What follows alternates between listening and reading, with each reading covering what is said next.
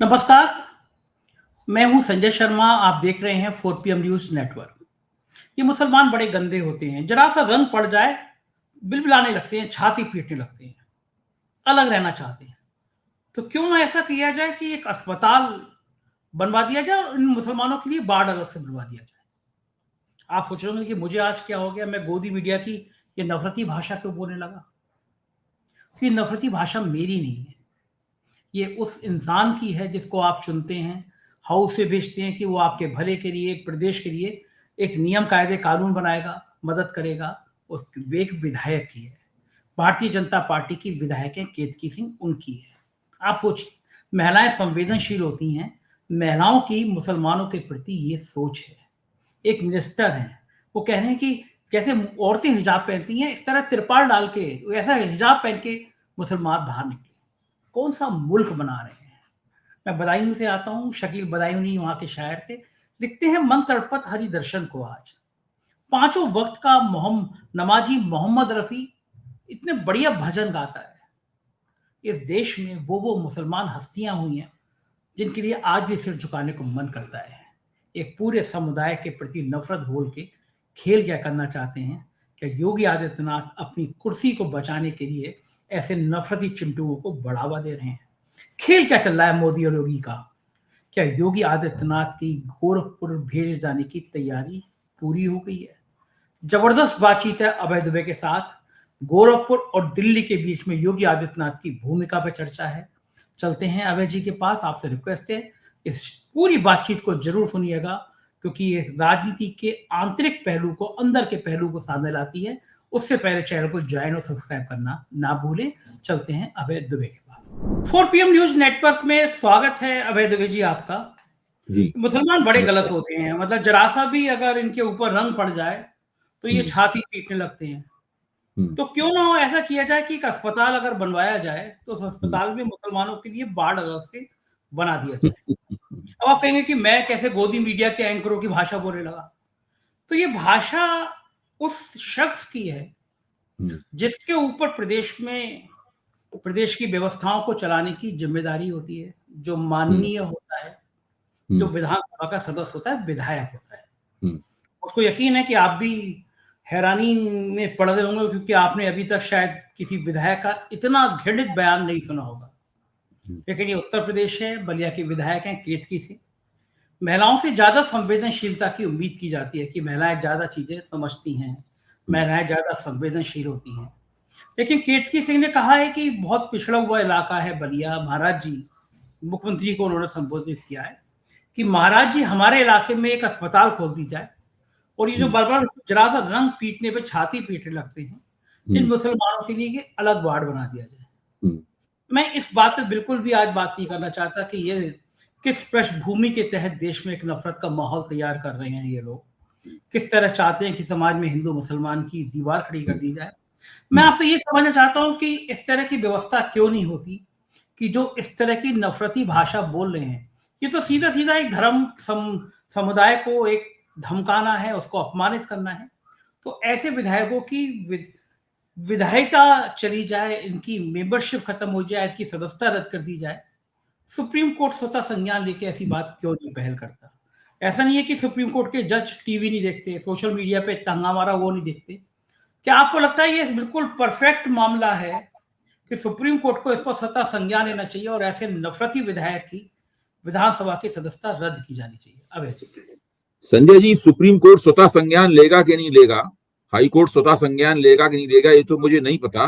लेकिन इसका मुझे पक्का यकीन है कि मुख्यमंत्री आदित्यनाथ जी इसका तुरंत संज्ञान लेंगे। उन्होंने संज्ञान ले लिया होगा और उन विधायिका महोदय को अपनी प्राथमिकता सूची में शीर्ष पर दर्ज कर दिया होगा। अब विधायिका महोदय की प्रतियोगिता संभल के सीओ से है। मुख्यमंत्री का ध्यान आकर्षित करने में जितने संभल के सीईओ सफल रहे हैं, उससे भी ज्यादा शायद अब ये विधायिका सफल हो गई हैं, क्योंकि संभल के सीईओ का बयान पढ़कर हिटलर के फासिज्म की याद नहीं आती है, लेकिन इन विधायिका का बयान सुनकर हिटलर के फासिज्म की याद आती है। क्या किया था हिटलर ने?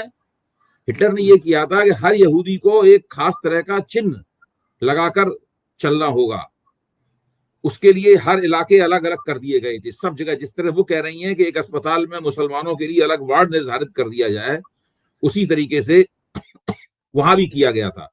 तो ये सीधा सीधा पैटर्न जो है ना, कि जो जर्मन फासिस्ट राज्य का पैटर्न है, जिसको ये लोग जमीन पर उतारना चाहते हैं। उतार पाएंगे कि नहीं उतार पाएंगे ये तो अलग बात है, लेकिन कोशिश उसी तरह की है।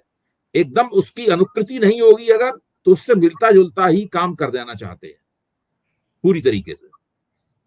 तो ये अच्छा, और खास बात ये है कि जब योगी जी ये करेंगे वहां पर उत्तर प्रदेश में, तो इसी की नकल में दूसरी जगहों पर भी इस तरह के सुझाव दिए जाएंगे। वहां के भाजपा के मुख्यमंत्री भी, और जैसे बुलडोजर मॉडल का सबने पालन किया, यहां तक कि एक तो कांग्रेस राज्य भी पालन करने पे चला गया था, कमलनाथ ने भी इसका पालन कर लिया था बुलडोजर राज्य का। लेकिन शायद कांग्रेस इस सुझाव का पालन तो ना करे, लेकिन भाजपा राज्यों में तो निश्चित रूप से ये सुझाव लागू किए जाएंगे। इनका सुझाव दिया जाएगा और इसी तरह की बातें वहां भी शुरू हो जाएंगी। तो ये पूरी तरीके से उत्तर प्रदेश के मुख्यमंत्री आदित्यनाथ सांप्रदायिक राजनीति के सिरमौर बन चुके हैं, और वो एक ऐसे मुकाम पर पहुंच जाना चाहते हैं जहां दूसरा कोई राज्य उनका मुकाबला ना कर पाए। यहां तक कि कुछ दिनों बाद नरेंद्र मोदी को भी शर्म आने लगेगी कि अरे वो तो कुछ सांप्रदायिक रहे ही नहीं, यानी उनकी तुलना में नरेंद्र मोदी नरमपंथी समझे जाने लगेंगे। मतलब ये स्थिति बनने वाली है। योगी आदित्यनाथ इस सीमा तक पहुंच गए हैं, और अभी और भी ज्यादा पहुंचेंगे, और भी ज्यादा पहुंचेंगे कि अमित शाह और नरेंद्र मोदी को तो लोग कहने लगेंगे ये तो बड़े उदार हैं। सबसे ज्यादा कट्टरपंथी तो ये है। इस तरह की स्थिति बनने वाली है। बिल्कुल ठीक है। मुझे लगता है कि योगी आदित्यनाथ की यूएस आपको ध्यान होगा, अटल बिहारी वाजपेयी प्रधानमंत्री थे, तो उनके और अडवाणी जी के बीच में इस प्रकार की तुलनात्मक बातें की जाती थी कि अडवाणी जी ज्यादा कट्टर है, अटल जी ज्यादा कट्टर है। तो माना जाता था अटल जी उदार है और अडवाणी जी कट्टर है। इस प्रकार की बातें की जाती थी। ये बात दूसरी है कि दोनों मिलजुल कर काम करते थे, थोड़े बहुत मतभेदों के अलावा। अडवाणी जी भी प्रधानमंत्री बनना चाहते थे, इस बात की तो होड़ थी, लेकिन ऐसा नहीं था कि दोनों के बीच में कोई मतभेद हो। तो यहां पे स्थिति थोड़ी सी अलग है। मेरा मानना यह है कि जो भाजपा आला कमान के शीर्ष पे बैठे हुए दो व्यक्ति हैं, नरेंद्र मोदी और अमित शाह, उनकी, और मेरे ख्याल से आप भी इस बात की तस्दीक करेंगे, उनकी योगी आदित्यनाथ से बिल्कुल नहीं पट रही है लंबे अरसे से। लोकसभा चुनाव के पहले से नहीं पट रही है। तो वो इस बात को सुनकर चौंकेंगे, सोचेंगे अरे भाई ये आदमी तो सारी सीमाओं को तोड़ के आगे बढ़ता चला जा रहा है, हम तो इसका मुकाबला कर नहीं पाएंगे इस मामले में। कहीं ऐसा ना हो कि हिंदुत्ववादी राजनीति की दौड़ में हम पिछड़ जाए। अच्छा, ऐसे मौके पे कितना मोदी जी विवश महसूस करते होंगे, क्योंकि पूरी भारतीय जनता पार्टी के अंदर एक और बात जोड़ दूं, ये तो विधायक हैं। योगी जी के एक मंत्री ने और भी कमाल किया है। आज सवेरे से तो उसका हंगामा चल रहा है टीवी चैनलों पर। क्या रघुराज सिंह ऐसा कुछ नाम है उनका?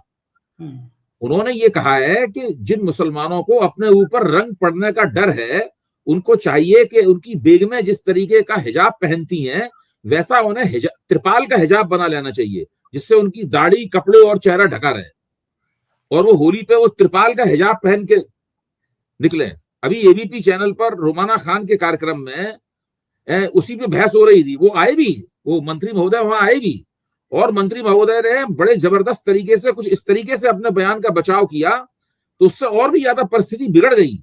यानी उन्होंने अपने बयान को और भी ज्यादा घिनौने तरीके से बचाया। तो बाद में जो भाजपा के प्रवक्ता के रूप में जो सज्जन पेश किया रहे थे, मुझे नहीं पता भाजपा के वो आधिकारिक प्रवक्ता हैं कि नहीं है, पेश किया रहे थे, तो वो परेशान हो गए कि भाई इस बयान का समर्थन वो कैसे करें।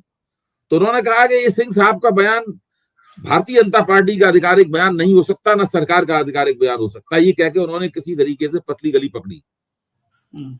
तो मैं ये कहना चाहता हूं कि इस वक्त माहौल जो बना हुआ है उसमें प्रतियोगिता हो रही है, कौन कितना कट्टरपंथी है, कौन कितना मुसलमान विरोधी है, और जो जितना मुसलमान विरोधी और कट्टरपंथी होगा, योगी आदित्यनाथ की सूची में उसका नाम उतना ही ऊपर हो जाएगा।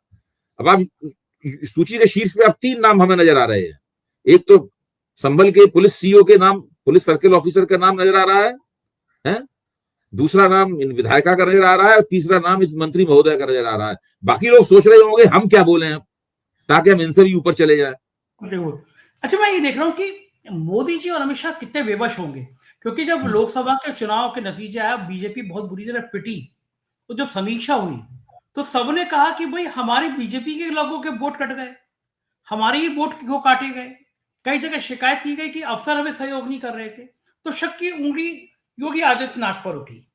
आप बहुत बीजेपी नरमी से बोल रहे हैं, शक की हाँ, उंगली सभी कहाँ है? ये बोल रहे हैं। बिल्कुल स्पष्ट रूप से रिपोर्ट में लिखा हुआ है कि सरकार की वजह, सरकार ने हमें हराने में योगदान किया।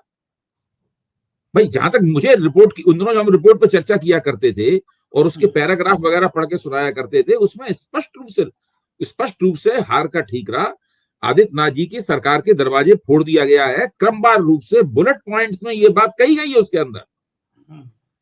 इसलिए शक की सुई वगैरह मामला नहीं है कि आप उंगली उठा रहे हैं और संदेह है कि ऐसा है कि नहीं है।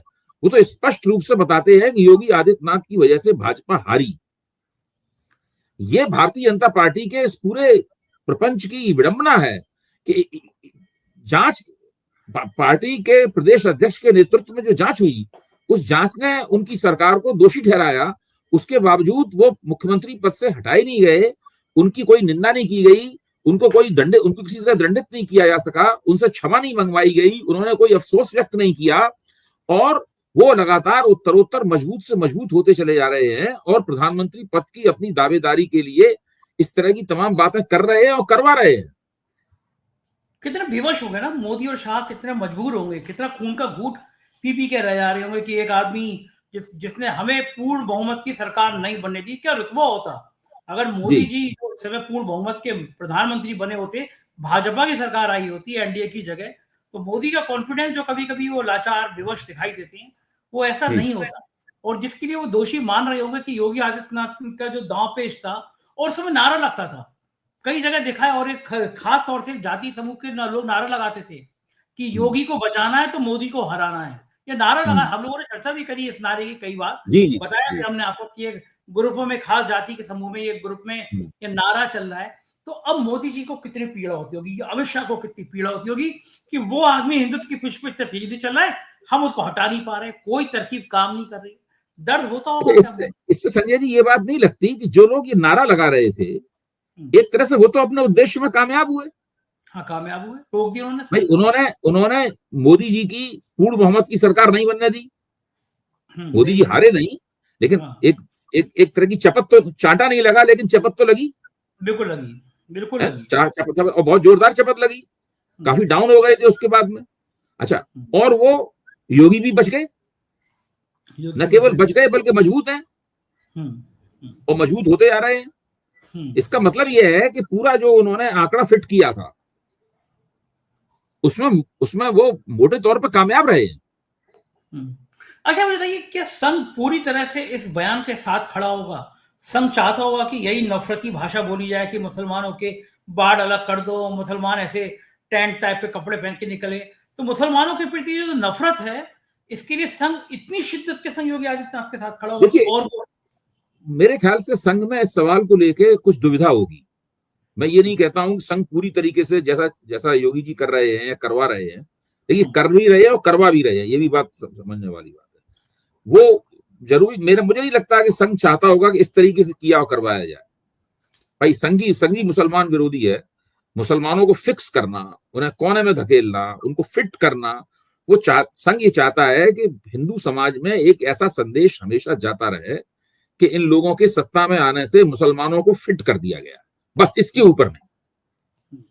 ये नहीं कि मुसलमानों घरों पे हमले शुरू हो जाएं, ये नहीं कि फिर ऐसी स्थितियां पैदा होनी शुरू हो जाएं कि मुसलमान घर से निकलना बंद कर दें, उनसे कहा जाए कि अब अपने घर में ही नमाज पढ़िए। अब एबीपी चैनल की एंकर ने यही सवाल तो उठाया था कि क्या ऐसा नहीं हो सकता कि अगर दो त्योहार एक ही दिन पड़ रहे हैं, रमजान और होली एक ही बार में पड़ रहा है, तो दोनों अपने अपने तरीके से इस त्योहार को मना सकें और सरकार दोनों के लिए सुरक्षा मुहैया कराए, गारंटी करे इस बात की? क्या ये नहीं हो सकता? और सरकार का काम क्या है? ठीक बात है, बिल्कुल। हाँ, तो यहाँ पर क्या है कि ये जो जिस तरीके का उत्तर प्रदेश में हो रहा है, मुझे लगता है कहीं ना कहीं संघ भी सोच रहा है कि ये मामला थोड़ा हाथ से निकलता जा रहा है। और योगी आदित्यनाथ जी के बारे में माना भी जाता है उनका कुछ कर सकते नहीं, तो योगी आदित्यनाथ तो विशुद्ध रूप से उन्हीं की देन है। वो कहा जाता है ना कि सब कुछ उन्हीं की देन है, वैसे तो सब कुछ उन्हीं की देन है, मोदी और अमित शाह भी उन्हीं की देन है, लेकिन योगी आदित्यनाथ उनकी सबसे ताजा और सबसे ज्यादा आक्रामक और सबसे ज्यादा नाखुशगवार सबसे ज्यादा अरुचिकर और शिष्ट दैन अगर कोई है तो योगी आदित्यनाथ है।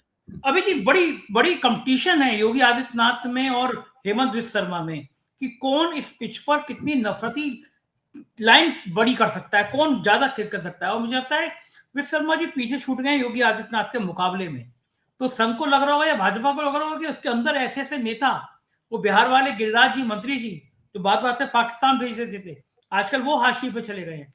ये जो नया उफान हुआ है, नई पीढ़ी का उफान हुआ है उन्मादी भाषा बोलने में, क्या लगता है और भी मुख्यमंत्री अब इस दौड़ में शामिल होंगे बीजेपी? तो मुझे तो लगता है आपने गिरिराज सिंह का नाम लिया, वास्तव में आपने सही जगह उंगली रखी। गिरिराज सिंह भी परेशान होंगे कि भाई हम क्या करें, वो नए नए तरीके सोच रहे होंगे कि इनसे आगे बढ़ के वो कैसे बोले। असल में हुआ यह है कि जो लोग कांग्रेस से गए हैं बीजेपी में नरेंद्र मोदी के जमाने में, जो लोग कांग्रेस से बीजेपी में गए हैं, उन लोगों वो बिल्कुल नए मुसलमानों की तरह व्यवहार कर रहे हैं, बहुत ज्यादा प्याज खाता है जो, वो उस तरीके से व्यवहार। हेमंत बिस्वा शर्मा उन्हीं में है, शुभेंदु अधिकारी भी उसमें है। अच्छा, और तो और संजय निषाद भी वही भाषा बोलने लगे हैं। अभी संजय निषाद का मैंने एक वक्तव्य देखा है, जिन लोगों को इस होली खेलने पे आपत्ति है वो देश छोड़ के चले जाएं, वो भी ये भाषा बोलने लगे हैं। और ये बहुजन राजनीति से आए हैं संजय निषाद तो। और मजे की बात ये, कुछ समय पहले संजय निषाद कह रहे थे कि भगवान राम दशरथ के पुत्र ही नहीं थे, वो तो निषाद समाज से वो जोड़ रहे थे। मतलब बवाल मच गया था। तो संजय निषाद मंत्री बने तो इंटरव्यू वायरल हुआ। आप सोचिए एक ऐसा नेता जो ये कह रहा है कि भगवान राम दशरथ के पुत्र ही नहीं है, वो योगी सरकार में कैबिनेट मिनिस्टर है। जो ना करा दे कुर्सी, वहां पे भगवान का मंदिर भी मायने नहीं रखता। अब आप इससे कल्पना कीजिए कि वक्त कितना बदल गया है। जो एनडीए बनाया था अटल बिहारी वाजपेयी और लालकृष्ण आडवाणी ने, तो उस एनडीए में नीतीश कुमार थे, उसमें रामविलास पासवान थे, उस एनडीए में जॉर्ज फर्नांडिस थे, ये सब लोग थे उस एनडीए में। जॉर्ज फर्नांडिस तो उसके संयोजक हुआ करते थे उस एनडीए के। और उसमें नीतीश कुमार को जब नरेंद्र मोदी को बनाया गया प्रधानमंत्री पद का उम्मीदवार, नीतीश कुमार ने एनडीए छोड़ दिया उसके विरोध में। जब 2002 में वहां पर गुजरात के अंदर जब मुसलमान विरोधी हिंसा हुई तो रामविलास पासवान ने नाराज होकर मंत्री पद छोड़ दिया था। उस वक्त जो गैर भाजपा तत्व तो भाजपा के साथ आते थे गठजोड़ बनाने के लिए, उनकी शर्तें होती थी, हम आपकी सांप्रदायिक राजनीति में भागीदारी नहीं करेंगे। मैं प्रतीक के तौर पे ही कह रहा हूं। आजकल क्या है कि आजकल जितने लोग आते हैं वो भाजपाइयों और आरएसएस वालों से भी ज्यादा उत्साह से सांप्रदायिक राजनीति में भागीदारी कर रहे हैं, चाहे वो एनडीए के हों, चाहे वो कांग्रेस से आए हों, चाहे वो छोटी पार्टियों से आए हों। ये स्थिति हो गई है। यानी नेशनल भाजपा नहीं, नेशनल डेमोक्रेटिक अलायंस का सांप्रदायिकीकरण कंप्लीट हो गया है, संपूर्ण हो गया है उसका सांप्रदायिकरण। हर व्यक्ति उसमें मुसलमान विरोधी है, हर व्यक्ति सांप्रदायिक कार्ड खोल के नंगा होकर खेल रहा है, उसे कोई किसी तरह का कोई संकोच नहीं है। अच्छा, इसके अंदर एक बहुत बड़ा खतरा है, हम लोग इस खतरे पर आगे भी विचार करते रहेंगे। वो खतरा ये है कि कोई चीज जब हद से ज्यादा आगे बढ़ जाती है तो समाज में उसके प्रति अरुचि पैदा हो जाती है। बिल्कुल ठीक कह रहा है, बिल्कुल सही कह रहा है। इस मामले में योगी आदित्यनाथ जो कर रहे हैं और करवा रहे हैं, और उनके देखा देखी और दूसरे लोग भी करेंगे, उससे एक ऐसी स्थिति पैदा होगी जिससे वोटर लोग जो है ना, इन लोगों को वोट नहीं देंगे। बस इसके जवाब में ये तो बात सही है कि जो कट्टरपंथी तत्व है वो और भी ज्यादा कट्टर होकर इनके साथ मजबूती से जुड़ जाएंगे, और भी ज्यादा वो जहर उग लेंगे, और भी ज्यादा घृणित राजनीति का प्रचार प्रसार करेंगे। लेकिन सामान्य भारतीय जो संख्या में बहुत ज्यादा है उनके मुकाबले, उनका एक अच्छा खासा हिस्सा इनसे अलग हो जाएगा। इसका मैं आपको उदाहरण देता हूं, ऐतिहासिक उदाहरण देता हूं। जब 2002 में गुजरात के अंदर मुसलमान विरोधी हिंसा हुई और वहां पर गुजरात सरकार उस हिंसा को प्रोत्साहित करती हुई नजर आई, मुसलमानों की रक्षा करने का दायित्व उसने त्याग दिया, या तो वो खड़ी खड़ी तमाशा देखती रही, या वो उसको उनकी जो हिंसक लोग थे उनकी पीठ ठोकती हुई नजर आई। तो भाजपा के का समर्थन करने वाले मतदाताओं के एक छोटे से हिस्से को बहुत बुरी लगी बात ये। मैं कह रहा हूं भाजपा का समर्थन करने वाले, तो जब 2004 में अटल बिहारी वाजपेयी मामूली अंतर से कांग्रेस से पीछे रह गए, हार गए, तो सीएसडीएस ने जो सर्वे किया, उस सर्वे में निकल कर आया कि भाजपा के समर्थन आधार का जो कई चुनावों से भाजपा को लोग वोट दे रहे थे, उसका एक बहुत छोटा हिस्सा था उस हिस्से ने गुजरात की उन सांप्रदायिक हिंसा की घटनाओं से प्रभावित होकर, मर्माहत होकर उन्होंने भाजपा को वोट न देने का फैसला किया। उनका वोट कांग्रेस में चला गया। उस जरा से छोटे से हिस्से के कारण ही 10 साल तक भाजपा को विपक्ष में बैठना पड़ा। बिल्कुल बिल्कुल ठीक कह रहे हैं। ये बिल्कुल, ये चीज रिकॉर्ड में दर्ज है बाकायदा। ये खतरे हैं। मैं आपको आज का उदाहरण बताता हूँ, आज सुबह का उदाहरण बताता हूँ। मेरी सोसाइटी में एक साहब रहते हैं जो 2014 के समय में भगवान विष्णु का अवतार बताते थे मोदी जी को। घनघोर संघ के समर्थक हैं, हिंदुत्ववादी राजनीति के समर्थक हैं। आज सुबह वो मुझे मिले और मुझसे कहते हैं कि कुछ ज्यादा हो रहा है समाज में, राजनीति में। मैंने कहा क्या हो गया? मुझसे उन्होंने उदाहरण दिया कि हमारी सोसाइटी में एक मुस्लिम परिवार किराए पे रहता था, और मेरी सोसाइटी ऐसा नहीं है कि बहुत उस तरह की सोसाइटी हो। बहुत बड़े लोग रहते हैं, कई आईएएस रहते हैं, कई आईपीएस रहते हैं, हाई कोर्ट के रिटायर्ड जज रहते हैं, बड़े बड़े नौकरशाह, कई विधायक रहते हैं। तो उन्होंने मुझसे कहा कि कुछ ज्यादा हो गया। मैंने कहा क्या क्या हुआ? बोले यार एक मुस्लिम परिवार था, वो किराए पे रहता था, तो उसके मकान मालिक को शिफ्ट होना था। उसने कई जगह देखा, तो बोले यार मुझे बड़ा बुरा लगा। उसने मुझसे कहा कि क्या जमाना हो गया है, जैसे ही लोग नाम पूछते हैं मेरा और मुसलमान देखते हैं, मकान देने को मना कर देते हैं। तो मैंने कहा अब आपको एहसास हो रहा है कि समाज कहाँ चला गया? बोले नहीं, आज पहली बार मुझे लग रहा है कि ये तो हमारे संगी रहते थे, कितने अच्छे विचार थे, हमें बुलाते थे ईद पे। तो मैंने कहा इस देश की परंपरा ये रही है कि ईद पे सेवैयां दीवा हिंदुओं के घर बनती थी और होली मुसलमानों के यहाँ खेली जाती थी। ये परंपरा रही है, राम रहीम रहमान के रहे हैं। मैं बदायूं से आता हूँ, शकील बदायूं ने तो ये तो गाया था, मन तड़पत हरि दर्शन को आ। 5 वक्त का नमाज पढ़ने वाला मोहम्मद रफी कितने बढ़िया भजन गाया करता था। लेकिन आप जो कह रहे हैं, आज उसको भी डरता, उस शख्स को भी डरता कि यहां तक नफरत आ गई कि लोग पढ़ी लिखी बड़ी सोसाइटी में भी लोग मुसलमान होने के नाम पर मकान देने को तैयार नहीं है कि मुसलमान है। समाज में ये नफरत, आप जो आप कह रहे हैं कि ये लाइन बड़ी हो सकती है कि लोग कह रहे हैं यार ये तो कुछ ज्यादा ही कर रहे हैं। देखिए, आप जो बात कह रहे हैं और मैं जो सर्वे आधारित जो नतीजे आपको आपके सामने पेश किया था, मैं आपको एक और बहुत ताजा उदाहरण देता हूं। अभी हिंदुस्तान और पाकिस्तान का मैच हुआ है, जिसमें हिंदुस्तान ने पाकिस्तान को बुरी तरह हरा दिया। मेरा कहना है कि भारत ने पहले पाकिस्तान को हराया, फिर ऑस्ट्रेलिया को हराया, फिर न्यूजीलैंड को हरा के चैंपियंस ट्रॉफी जीती। एक पाकिस्तानी क्रिकेट चैनल है, इसमें सिर्फ क्रिकेट के बारे में बड़े मनोरंजक तरीके से चर्चा होती है। वो पूर्व भारतीय क्रिकेटरों को और पूर्व पाकिस्तानी क्रिकेटरों को वहां बैठाते हैं वहां पर। उसमें जो वसीम अकरम बैठते हैं, great fast bowler of Pakistan, Waqar Younis बैठते हैं, भारत से उसमें अजय जडेजा बैठते हैं, और एक और जो स्पिन बॉलिंग करते थे, मैं नाम भूल रहा हूं उनका, भारतीय टीम में कुछ दिन तक स्पिन बॉलिंग की है, उसमें वो बैठते हैं, और रवि शास्त्री उसके अंदर आते हैं। ये सब लोग उसके अंदर आते हैं और बड़े मनोरंजन तरीके से उसमें चर्चा होती है। तो एक बार वो इसी चर्चा के दौरान, अभी 2-3 दिन पहले ही मैंने देखा है उसको, और उसमें लाखों उसके दर्शक हैं उसके। तो उसमें पूछा गया कि वो बता रहे थे कि जब इमरान खान टीम के कप्तान थे तो उस वक्त बीच में होली आई, तो उसमें भारतीय खिलाड़ियों ने पाकिस्तानी खिलाड़ियों के साथ होली खेली। तो उसमें वसीम अकरम ने बताया है कि मुझे इस तरह का, मैंने सोचा केवल गुलाल लगाया जाएगा, लेकिन वो सब भारतीय खिलाड़ी जो इस तरह का रंग लेके आए थे, उन्होंने ऐसा रंग डाला मेरे सिर में, और ये कि कम से कम 15 दिन तक जब भी मैं नहाता था तो उसमें से वो निकलता था, रंग निकलता था। और उसके बाद इमरान खान ने अपना दरवाजा बंद कर लिया कि कोई मुझ पर रंग ना लगा सके, तो उनके दरवाजे को जबरदस्ती खुलवाया गया, इमरान खान को घसीट के उसमें से निकाला गया। इमरान खान अंग्रेजी में कहते रहे कि मुझे रंग मत लगाओ, उनको भी रंग से पोत दिया गया। फिर वकार यूनुस, सब लोगों ने बताया कि किस तरह उन सब लोगों ने मिलकर होली खेली, और वो होली उन्हें आज तक याद है। बताइए, मैदान पे एक दूसरे से इतनी जबरदस्त प्रतियोगिता करने वाले खिलाड़ी आपस में, हिंदू, मुसलमान, भारतीय और पाकिस्तानी, होली खेल रहे थे। आप इससे मतलब अंदाजा लगाइए। मैं तो इस्लामिया कॉलेज का पढ़ा हुआ हूं। इटावा में एक कॉलेज है, हाफिज मोहम्मद सिद्दीक इस्लामिया कॉलेज, जहां जाकिर हुसैन साहब भी पढ़े थे। मैं वहां का पढ़ा हुआ हूं। तो वहां तो कोई दिक्कत नहीं थी, सब लोग होली वगैरह खेलते थे, किसी किसी की कोई परेशानी नहीं थी। ना होली खेलने के लिए किसी से इजाजत लेनी पड़ती थी, कुछ नहीं। हमारे प्रिंसिपल थे अमानुल्लाह खान शेरवानी, जो लंदन से पढ़ के आए थे।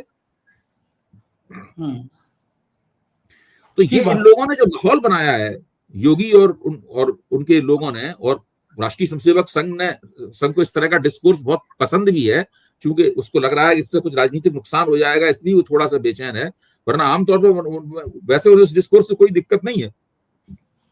ये जो माहौल बनाया है, इस माहौल के फलितार्थ क्या होंगे? योगी जी समझते हैं कि उनके वोट बढ़ रहे हैं। मोदी जी समझते हैं कि ये आदमी इसके जरिए दिल्ली की गद्दी पर हमला बोलने वाला है। राष्ट्रीय स्वयंसेवक संघ इसलिए चिंतित है कि पता नहीं ये आदमी क्या करना चाहता है, इसलिए थोड़ी ना हमने उसको मुख्यमंत्री पद से हटाने से बचाया था कि इस प्रकार की हरकतें करने लगे। लेकिन मेरा ये मानना है कि अगर इसी तरीके से उत्तरोत्तर ये सब बढ़ता रहा तो इससे भारतीय जनता पार्टी की छवि खराब होगी अंततः, और सामान्य वोटर जो ना भाजपाई है, ना भाजपा विरोधी है, ना वो राहुल गांधी का समर्थक है, ना मोदी का समर्थक है, ज्यादातर वोटर ऐसे ही होते हैं। वो अंततः इन लोगों से कहेगा कि भाई ये लोग अजीब से लोग हैं और लगातार बेचैनियां पैदा करते रहते हैं, उथल पुथल पैदा करते रहते हैं, हिंसक माहौल बनाते रहते हैं, मौखिक हिंसा बहुत बहुत ज्यादा करते हैं, गाली गलौज बहुत करते हैं। इन लोगों से छुटकारा प्राप्त करना चाहिए। तो इसका, और देखिए इस जो योगी जी कर रहे हैं इसका फायदा अमित शाह भी उठा सकते हैं, और इस प्रक्रिया में क्या होगा कि मुसलमानों का ध्रुवीकरण भी ज्यादा जबरदस्त होगा। हाँ, वो एक मंच पे आएंगे। यह प्रक्रिया विपक्षी दलों को और नजदीक ले आएगी। भाई अब दिन रात आप डंडे से पीट रहे हैं लोगों को, तो ये प्रक्रिया विपक्षी दलों को और नजदीक ले आएगी। बिल्कुल ठीक कह रहे हैं। अच्छा, अभी पिछले दिनों दिल्ली में शायद हुआ था एक प्रोग्राम टीवी चैनल का, कहीं और जगह हुआ था, उसमें योगी आदित्यनाथ से सवाल किया गया था दिल्ली के तरफ के लिए। तो योगी आदित्यनाथ ने कहा था कि भाई मैं तो योगी वाली भूमिका अदा करना चाहता हूँ, गोरखपुर जाना चाहता हूँ।